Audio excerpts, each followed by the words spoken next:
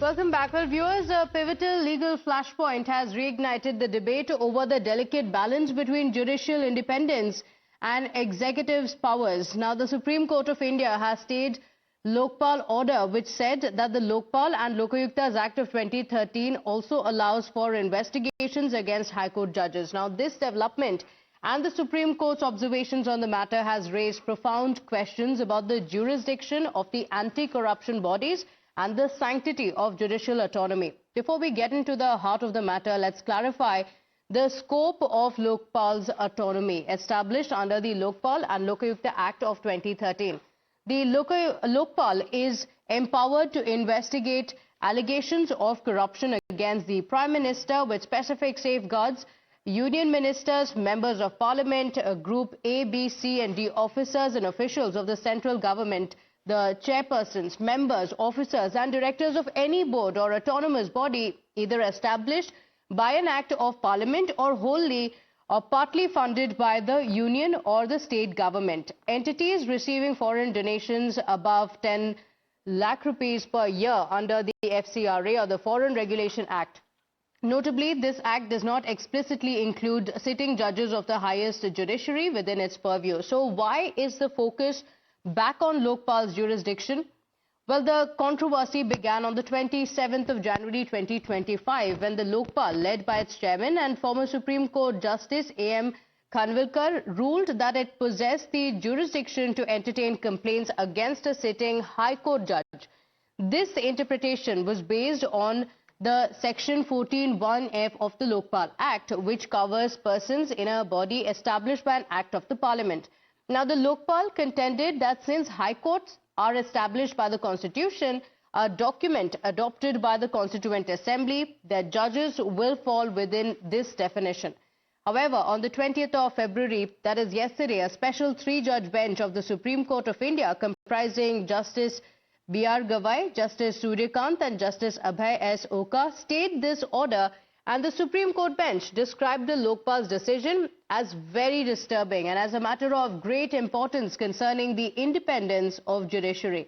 Now, notices have been issued to the Union Government and the Registrar of Lokpal seeking their response on the matter. The Supreme Court bench also issued an injunction to prevent the complainant from disclosing the name of the judge and directing him to keep the complaint confidential. Let's listen in to how India's top lawyers are reacting to the entire debate. I think the Supreme Court is absolutely right. While the Lokpal may take a view to seek to exercise jurisdiction, but the fact is judges are appointed under the Constitution. They are protected, and there is a Judges Protection Act also in place. And I don't really think the Lokpal Act can override that. I would believe, and the Supreme Court has rightly intervened. It's not true. Judges can be impeached by Parliament, and the action can be taken. Even the committee can transfer them if there are issues of that nature, or if there are more grievous issues, they can be impeached. This is a provision, the constitutional provision that stood the test of time since 1950, since we brought the Constitution into force. And I really don't see how the Lokpal can seek to override the Constitution. I felt a little odd also because judges cannot be tried by Lokpal. The removal of judges has to be done and can be done only through the Parliament. And that is also when we move a motion. Even Supreme Court cannot remove a High Court judge or a Supreme Court judge. The forum is the Parliament of India, which I said earlier. But Supreme Court has the jurisdiction authority to have an in-house inquiry about judges. I think the notification is absolutely without jurisdiction.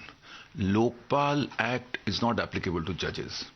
Judges' accountability can only be investigated within the judicial mechanism.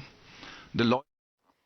Legal editor Harish Nair joins us on the broadcast with the details. Harish, take us through the standoff that has taken place because it has triggered a much larger debate on the jurisdiction of Lokpal, as well as, of course, whether the judges should come under its ambit or not.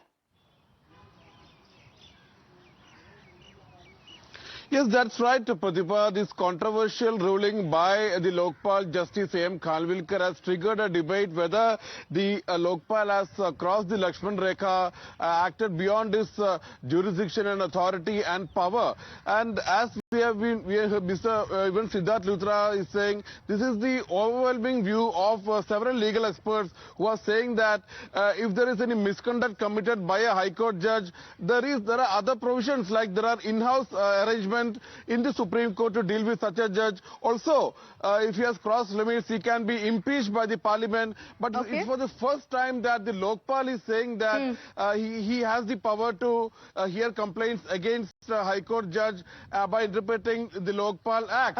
But very significantly, the Supreme Court has said that this is a very significant issue pertaining to the independence of judiciary. This is something very disturbing, and has sought the response of the Lokpal by March 18. What is very interesting is that even the Solicitor General of India, Tushar Mehta, has also said that there are judgments and constitutional provisions which clearly state that the Lokpal has